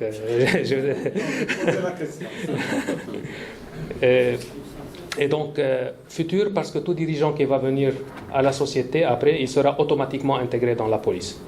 Donc, il y a une grande différence entre la responsabilité civile des mandataires sociaux et la responsabilité des dirigeants et mandataires sociaux. Parce que la responsabilité civile des mandataires sociaux couvre uniquement les mandataires sociaux où leur nom est mentionné dans les statuts et il faut envoyer les statuts à la société d'assurance pour les couvrir. Par contre, la responsabilité des dirigeants et mandataires sociaux couvre tout le monde. n'importe quel salarié dans la société. Donc aussi, ça couvre les dirigeants de droit investis dans leurs fonctions par la loi. Société, ça veut dire les mandataires sociaux. Les dirigeants de fait, c'est-à-dire toute personne physique qui verrait sa responsabilité engagée comme dirigeant de fait par un tribunal, ou toute personne physique recherchée par une faute commise dans le cadre d'une activité de direction, gestion ou supervision exercée avec ou sans mandat, avec ou sans délégation de pouvoir. Ça veut dire tout le monde. Aussi, on couvre les représentants de la société ou de ses filiales exerçant une fonction de dirigeant de droit au sein de leur participation. Ça veut dire on couvre la société, les filiales jusqu'à la 1e degré, donc ça veut dire les filiales des filiales, et on couvre aussi les représentants dans les participations. Les participations sont des 50% et moins, sont considérées comme une participation. 51% et plus sont considérés comme des filiales. Donc les dirigeants qui sont mandatés à représenter la société dans des participations, ils seront aussi couverts dans la police. Aussi, on couvre les administrateurs indépendants. Donc les administrateurs indépendants, qui sont une exigence maintenant pour les sociétés SA cotées en bourse, donc on couvre les administrateurs indépendants avec une limite supplémentaire de la limite de la police. Pour quel type de faute? On a essayé de diviser les types de fautes en deux. Tout d'abord, tout manquement aux obligations légales, réglementaires ou statutaires, comme par exemple le manquement à une obligation d'hygiène et de sécurité, comme pendant Covid, il y a le gouvernement qui a demandé de travailler à télétravail, ou bien capacité 50%, 50% à la maison, 50% à la société. Les sociétés n'étaient pas prêtes, ni les ordinateurs, ils avaient des computers PC comme ça, avec des écrans de 50 kg par écran. Et donc, ils n'ont pas pu demander à leurs salariés de travailler à distance. Et après, il y a une personne qui a touché Covid, il est venu à la société, qui a contaminé toute la société. Et puis, ces salariés, ils sont partis chez eux, ils ont contaminé leur famille et il y a des décès. Et donc, les salariés, ils ont porté plainte contre les dirigeants pour le non-respect des décisions du gouvernement qui a donné lieu à un décès ou bien qui a causé le décès de leurs proches. Donc ça, c'est la responsabilité, les manquements à l'obligation d'hygiène et de sécurité. Aussi, accident de travail. Vous allez me dire oui, mais nous sommes bien protégés avec l'assurance accident de travail. Parfait. J'ai un cas au Maroc, je veux la citer maintenant. C'est un bureau d'études techniques est mis en cause suite au décès d'un salarié victime d'un accident de la route. C'est le défaut d'entretien de véhicules mis à la disposition d'un salarié. La famille du salarié, ils ont basé leur action sur le rapport d'expertise qui indique que la cause d'accident, ce n'est pas à cause de la circulation, mais c'est un défaut d'entretien de véhicules mis à la disposition des salariés. Donc on a organisé la défense pour un montant de 600 000 dirhams et on a pris en charge les frais et dommages et intérêts, en plus de l'accident de travail, l'indemnité de l'accident de travail, de 2,7 millions de dirhams à l'amiable. Donc si on a laissé la décision au juge, il fallait prononcer plus. Et donc, aussi, concurrence déloyale, emploi de main-d'œuvre illicite, non-respect de réglementation environnementale, dépassement d'autorité et conflit d'intérêts. Ou bien toute faute de gestion commise par imprudence, négligence, omission, erreur, déclaration inexacte et en général tout acte fautif. Exemple, action en insuffisance d'actifs, déclaration tardive de la cessation de paiement, publication tardive des comptes, infraction fiscale ou douanière, fraude politique de rémunération des dirigeants.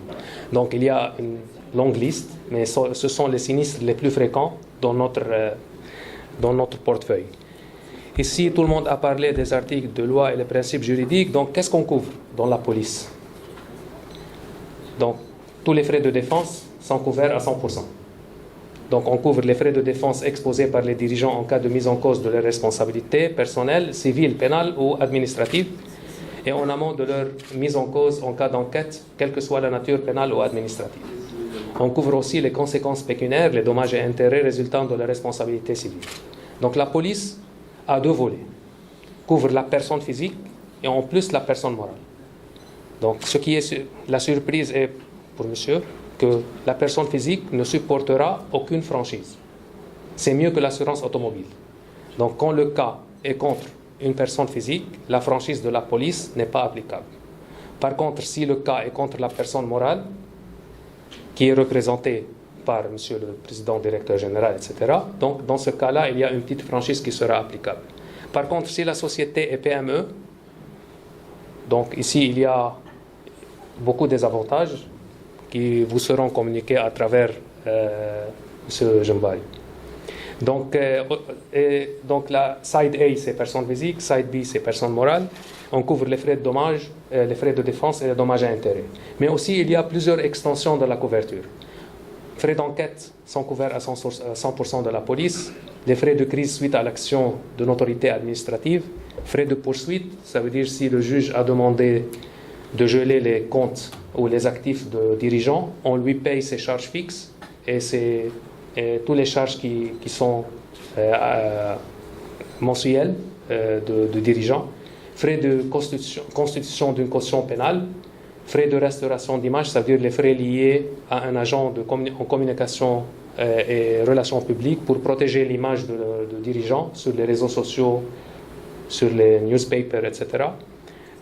Il y a aussi les procédures d'extradition, les amendes civiles qui sont prononcées par la loi. Il y a la garantie subséquente, donc si la société a décidé de résilier le contrat au 31/12/2024, ils seront couverts pour une période de 60 jours pour toutes les réclamations qui viennent après, et ils auront le droit d'acheter une période subséquente après l'échéance de la police. Et si un dirigeant veut étendre cette couverture, la période subséquente, pour lui personnellement, il peut le faire. Parce que c'est un contrat qui est souscrit par la société, mais le bénéficiaire de la couverture, c'est le dirigeant. On couvre la personne physique. Il y a aussi les frais de prévention. Si j'ai fait une erreur ou une faute de gestion et je ne suis pas sûr que ça va donner lieu à un sinistre ou bien à une réclamation, j'ai le droit à consulter un conseiller juridique, soit librement choisi par moi, soit je peux utiliser le panel des avocats de AIG.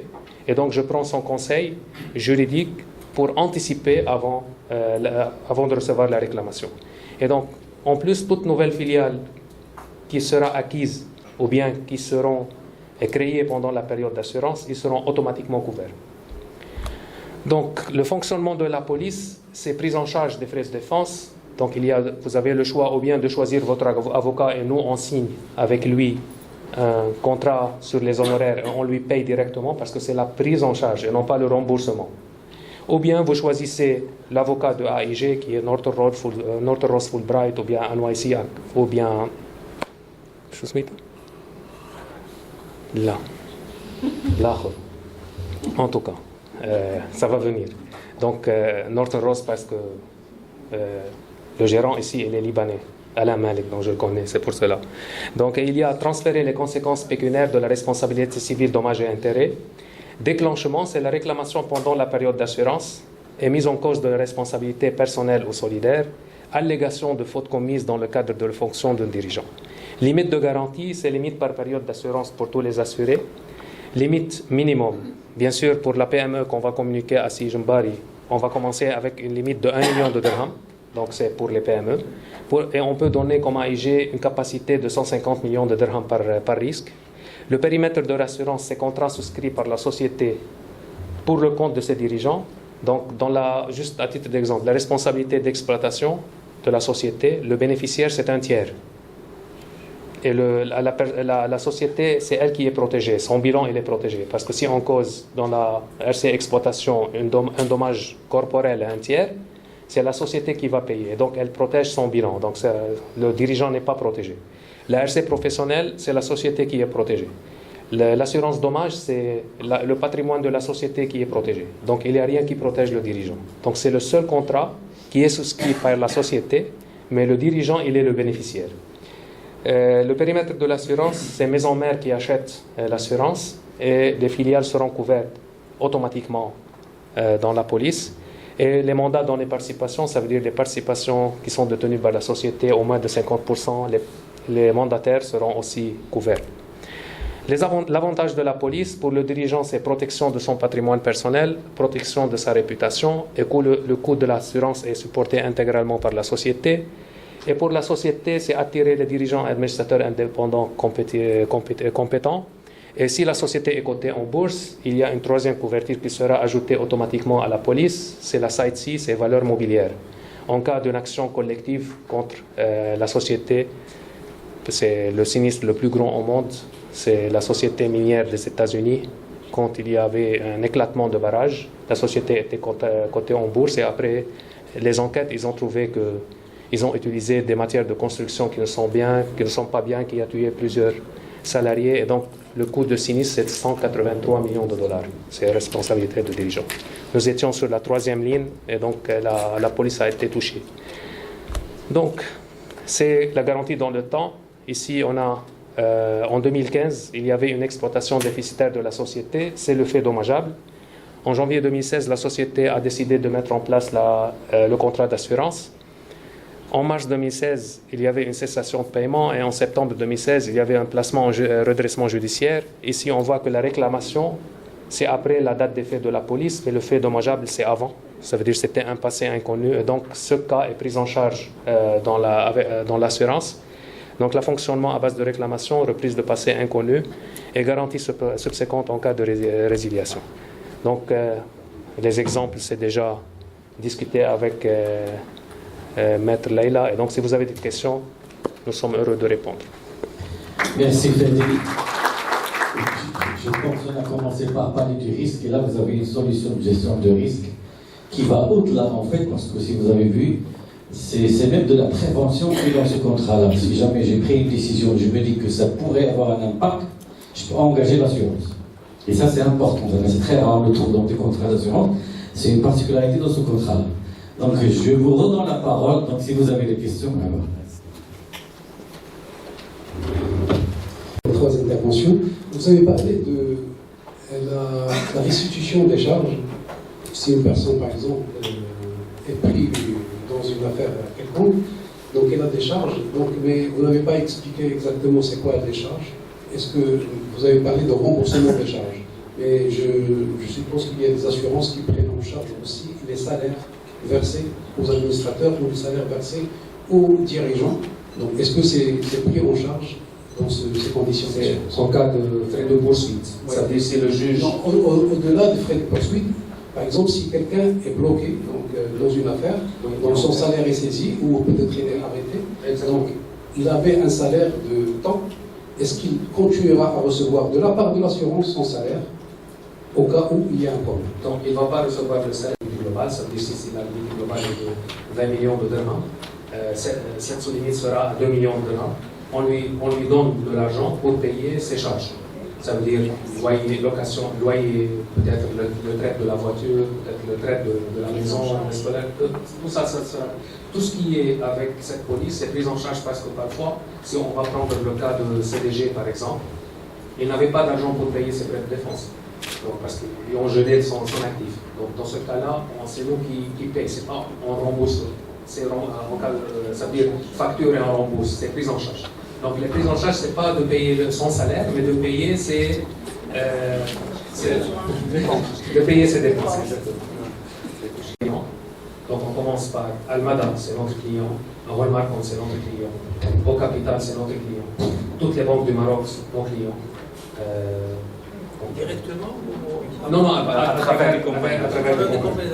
Non, mais c'est dans notre référencement, c'est le Maghreb par exemple. Il y a une question tout à fait. Bonjour, je me présente, Anne Melofi, je suis juriste auditeur spécialisé en fiscalité internationale. Juste par rapport au point d'assurance des fraudes du dirigeant. Là, je pense qu'il y a une nuance qu'il faudrait expliciter à l'audience, c'est que il y a une assurance qui s'appelle la Fidelity ou le Clean Insurance, parce que la loi, qu'on soit très clair, les polices d'assurance de responsabilité civile des dirigeants, nous avons eu le cas, dans le cas d'audit légal, c'est qu'on ne peut pas prendre, par rapport à la loi, une assurance pour les conséquences dommageables que le dirigeant il commet intentionnellement. Donc je pense qu'il faudrait juste nuancer ce point. Et le droit français, je fais la comparaison parce que je suis... C'est très clair. D'accord. Donc il y a l'article 113.1 du Code d'assurance qui annule toutes les couvertures des dommages causés volontairement. par le dirigeant. Donc c'est juste une nuance pour la rajouter peut-être, pour différencier. Donc le crime insurance, la fidelity insurance, c'est pour protéger la société. Oui. Parce que s'il y a un dirigeant qui a volé de l'argent, donc la société porte plainte contre le dirigeant, elle est obligée de faire cette action, de porter plainte contre lui, et puis l'assurance, après le jugement final, elle paye à la société le montant de l'argent qui était volé, ou bien la marchandise qui était volée. Donc dans notre cas, dans la responsabilité des dirigeants, même si le cas est pénal, on lui défend pour prouver le contraire. Donc si le juge ou le jugement final a jugé que ce dirigeant il a fait ça intentionnellement et puisqu'il a volé de l'argent, il va partir en prison, je ne peux pas partir à sa place. Donc j'arrête là. Voilà, c'est la nuance. C'est vraiment la nuance. Merci. Juste pour apporter un complément, toutes les assurances, tous les contrats d'assurance, le fait intentionnel est exclu. Faut-il encore le démontrer? C'est l'assureur qui va apporter la preuve. Il faut prouver ses intentions. Merci. Je vais poser une question courte qui survient dans les assurances. C'est le problème de la date des faits. Bon, on connaît ce problème dans les assurances maladie. Par exemple, une personne qui s'assure en 2024, elle assiste à ce séminaire, elle va chez vous, elle souscrit une assurance. Très bien. Et qu'après, on détecte qu'elle a commis des fautes de sécurité, des fautes de conflit d'intérêts, des fautes de gestion en 2023. Est-ce qu'elle est couverte? Très court, et précise. Justement, il n'y a pas de notion de sinistre. Donc, par exemple, le fait générateur, ça peut remonter par exemple aux années 90, le fait de prendre une décision d'investir un secteur, mais la réclamation n'a été déposée que durant la date de validité de la police, donc c'est prise en charge. C'est pourquoi qu'il y a des réassureurs qui limitent le passé pour un an ou 2 ans. Nous, AIG, on a pris la décision de donner la garantie pour un passé illimité. Oui. Alors, en fait, l'effet générateur, c'est la réclamation. Donc, il faut que la personne se présente. Non, c'est la société qui souscrit pour le compte des dirigeants de la société.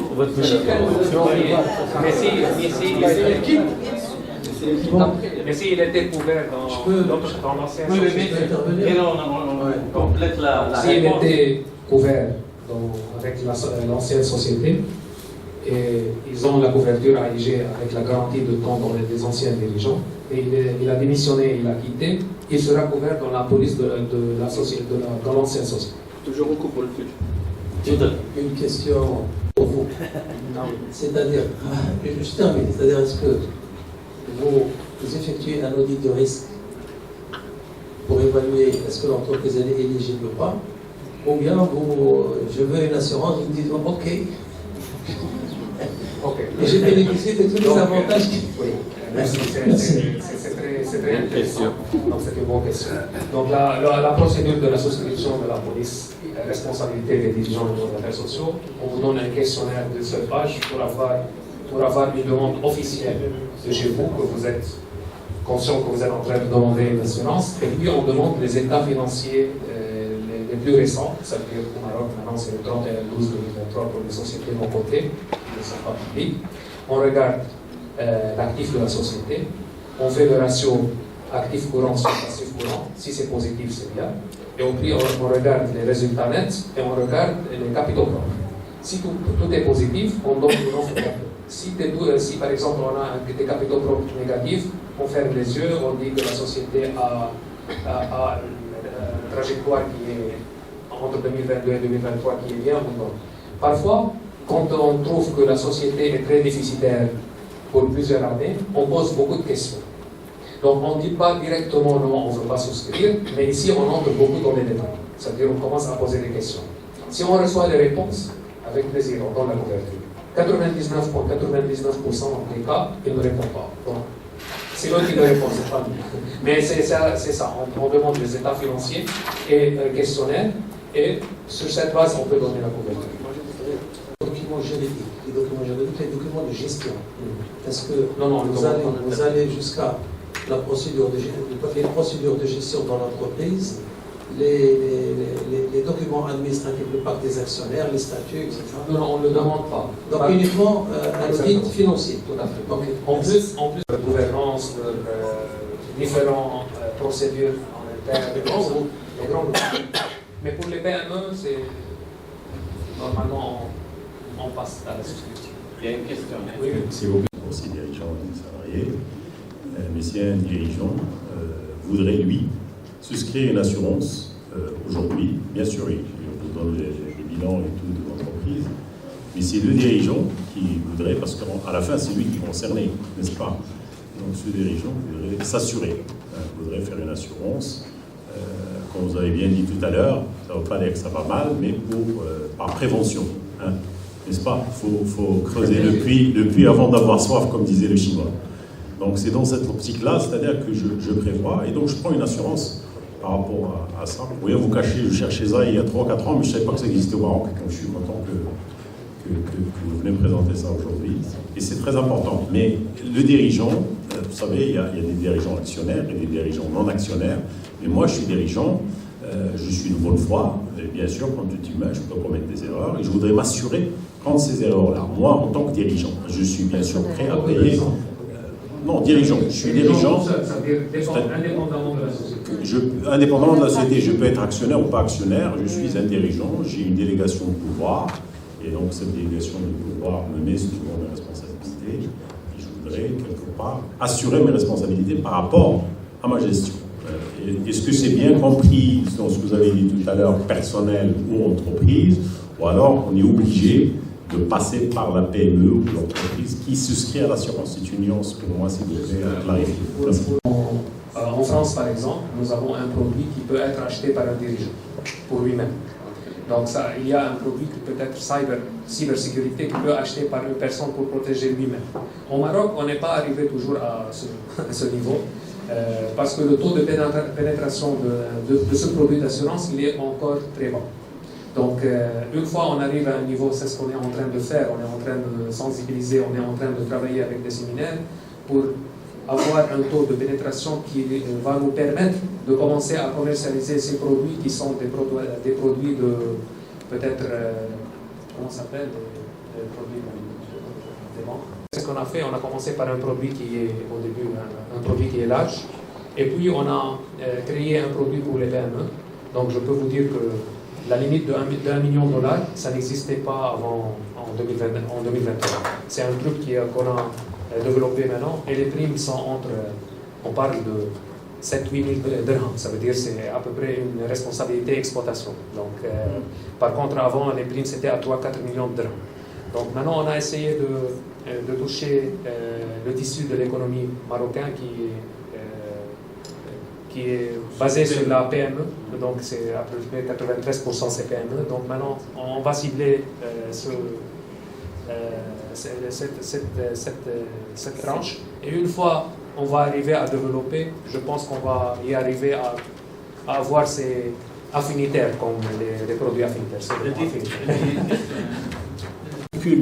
De la prime d'assurance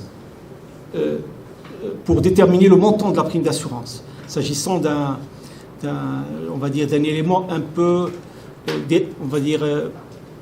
aléatoire. L'erreur n'est pas au quotidien, l'erreur peut être de 1, et comme elle peut être de 1 milliard. Et quels sont les paramètres? Est-ce que vous retenez le capital, enfin, vous retenez comme élément de calcul le capital social, le chiffre d'affaires, le total bilan ou d'autres paramètres? Les 4 éléments des états financiers qui sont l'actif, les capitaux propres, les résultats nets, le chiffre d'affaires et les charges d'exploitation, ou bien les charges de la société.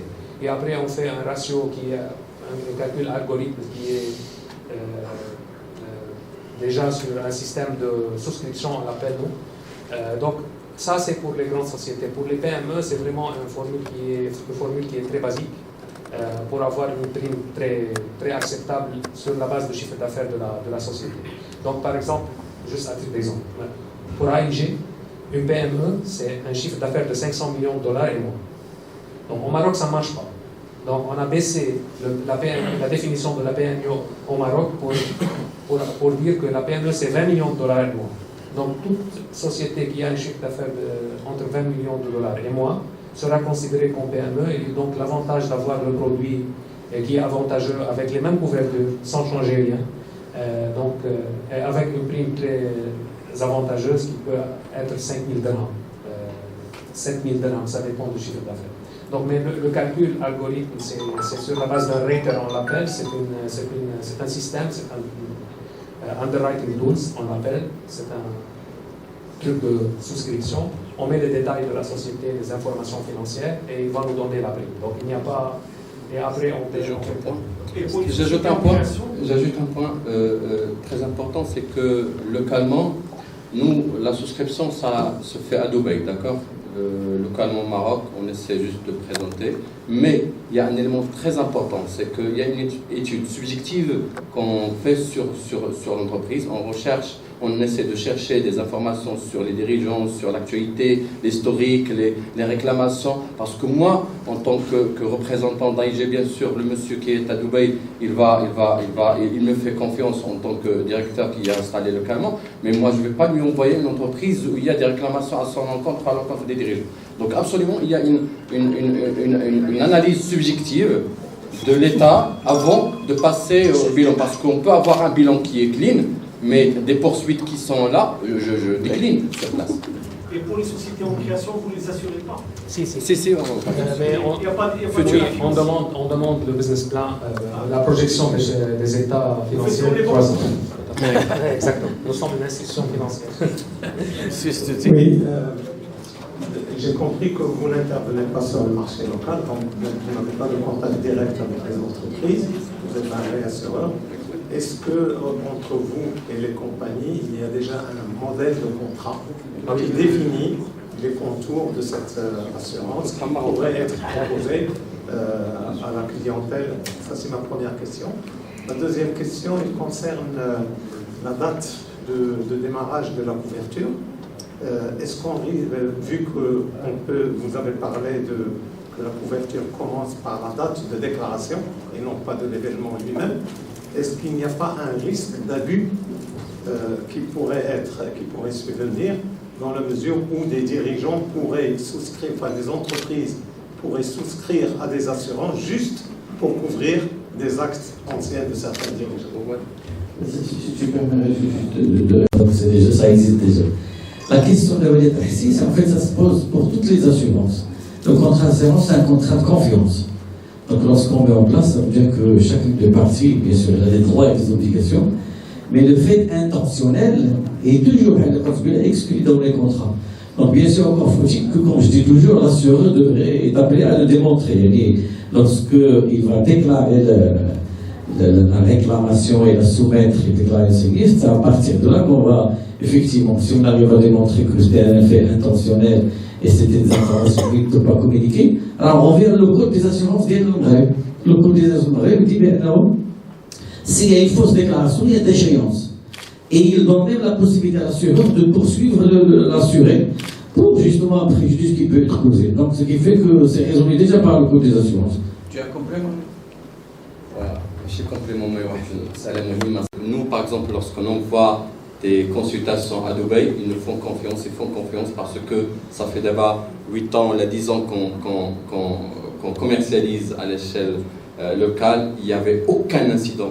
Peut-être à l'échelle européenne, on l'a parce que Ken a de l'expérience, mais dans les cas qu'on a payés, ce sont des vrais cas de poursuite à l'encontre des dirigeants, et même les frais de défense qu'on a supportés, ce sont des vrais cas. Donc il n'y avait pas de... Et pour les réassureurs, on m'a dit une étude actuariale très approfondie, donc bien sûr, tu vois les S sur P après l'avance.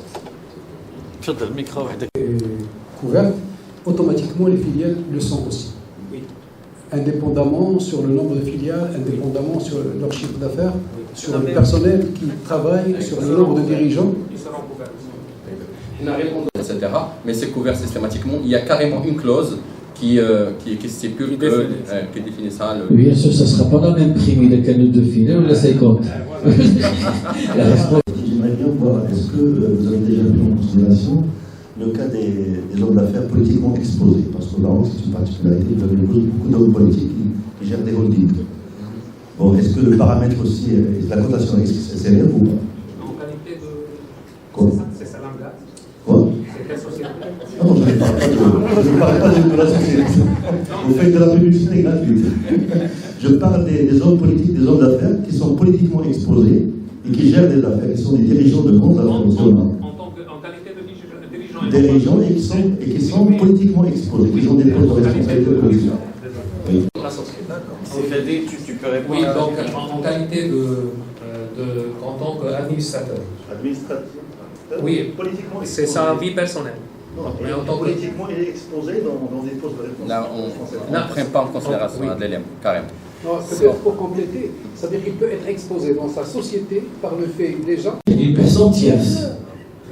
Donc à partir de là, on va voir, bien sûr, il y a toute une expertise qui va être faite, etc., pour voir est-ce que effectivement ça implique le gérant qui est dans la politique, mais dans quel cas? Ça doit être dans le cas de les personnes qui sont couvertes, les dirigeants qui sont couverts ne sont pas nommés pour contre. Donc, ne sont pas définis. Donc c'est tout le monde est couvert. Les dirigeants passés, présents, fait tout. Lèche. Une petite précision, c'est que bien sûr, si le dirigeant nomme soi-même pour qu'il soit couvert, il sera peut-être considéré comme habile bien sûr, parce qu'il va se protéger. Donc c'est souscrit par l'entreprise pour le compte de l'ensemble des dirigeants. Waril, j'ajoute l'autre point, c'est que nous, AIG, c'est le seul réacteur qui peut couvrir les ordonnateurs publics. Donc on couvre aussi les établissements publics. Cette possibilité, on a commencé déjà au Maroc ce projet, ça fait plusieurs établissements ont déjà fait confiance à nous, donc on a entamé ça. Mais à Dubaï, le gouvernement de Dubaï, c'est chez nous, donc on peut couvrir aussi même l'élément. Donc finalement, même les directeurs, par exemple les directeurs d'office et tout ça, ils peuvent. Oui, tout à fait. Nous avons déjà quelques offices qui sont allés chez nous. 3 ou 4 offices. 3 offices.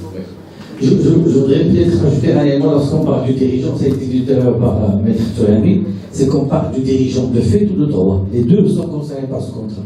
Moi, je suis directeur ressources humaines ou le directeur financier. Lorsqu'on souscrit ce contrat, ma responsabilité est assurée dans le cadre de ce contrat. D'accord? Et donc, ce n'est pas uniquement le directeur général qui est peut-être nommé par le conseil d'administration ou les administrateurs. Tout ce monde est assuré. Ils sont liste nominative. Donc, ce qui fait les administrateurs, les directeurs généraux nommés ou désignés aux salariés et les autres responsables au sein de l'entreprise. D'accord? Même les salariés sont couverts si la responsabilité du salarié est appelée conjointement avec le dirigeant. Voilà. Oui. Lorsqu'on est en fait dirigeant de fait, il peut ne pas être désigné sur papier, nommé, etc. Je peux donner ma responsabilité à mon ami, il va commencer à faire le travail, mais il va engager sa responsabilité personnelle. Une dernière question, comme ça on... Une clinique qui est organisée en société, s'il y a des problèmes, un chirurgien qui fait une erreur médicale ou quelque chose, est-ce que ce genre d'assurance couvre ce genre de risque? C'est une assez professionnelle, non pas assez une faute de gestion. C'est une erreur en mission professionnelle. Et ça s'appelle medical malpractice en anglais, assez professionnel des médecins. Donc ça vient de notre produit. Alors, je pense que c'était la dernière. Oui, c'est un autre produit, c'est la professionnelle. Alors, c'est la dernière. Donc, je voudrais en votre nom remercier les intervenants, Maître Tourami, Stéphanie, et vous remercier pour votre présence. Merci les personnalités là, ça, c'est tant mieux. Le conseil que je peux vous donner, consultez-nous pour avoir déjà une idée sur la couverture, sur le coût, et après vous prendrez une décision. C'est en matière de risque manager. Le risque, il est là, combien il va me coûter, et après, je prendrai la décision. Je pense que c'est plus logique et plus sage. Et merci pour votre présence, et on vous invite à une pause.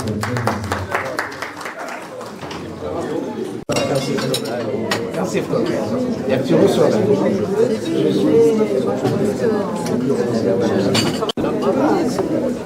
Les produits d'hier comme ce qu'il dit. C'est un peu compliqué, mais pas qu'il y ait tout.